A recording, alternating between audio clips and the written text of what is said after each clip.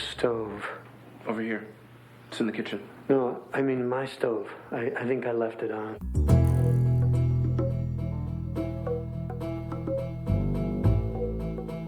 It began with a meeting that I had at ABC because I was looking to get into television. There was someone there who used to work for me, and he was telling me that they were looking for a police show sort of in the Inspector Clouseau area, and I'm a sort of obsessive compulsive neurotic myself, and I thought, what if you could combine a brilliant detective with someone who was obsessive compulsive neurotic and afraid of, was claustrophobic, afraid of heights and so forth. Not exactly Batman.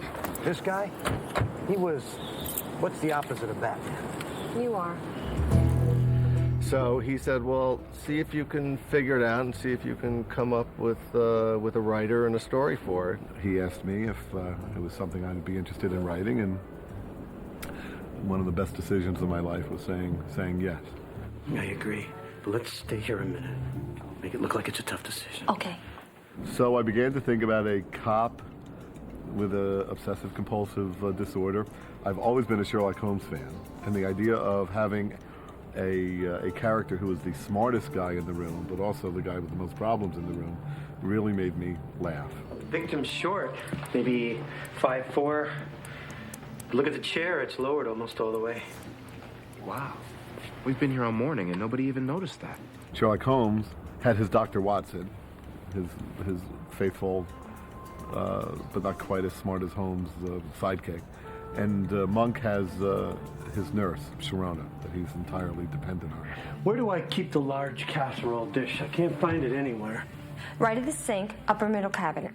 And Sherlock Holmes had Inspector Lestrade from Scotland Yard, but we have our Captain Stottlemyre, who always reluctantly finds that he needs Monk to help solve the case. You're here because the mayor thinks you can walk on water, but you're a civilian now, Monk. You have observer status only. Okay, when I'm in there, I talk, you say nothing. Understand? Originally at ABC, the network wanted to gear it to Michael Richards. He had just come off Seinfeld, and we talked with him, and it was something he decided he did not want to do. So where does that leave us? We're back at square one. Tony was always someone that we thought would be great because he would play it in a subtle, real way, whereas many actors would play it really broad, and we weren't doing a broad comedy. That's not what we were doing. As soon as we learned that he was available, and for a while he wasn't in the process, when he became available, everyone immediately knew, everyone at the network and everyone on my end of things, immediately knew he was a guy we had to go after seriously. Well, how'd that make you feel? I mean, being called in. Feels great. Feels like old times. I think the thing that interested me most was just this whole idea of taking a recognizable, familiar genre, turning it on its ear. The character of Monk is a detective, which of course we've seen before, but he's kind of an unlikely hero.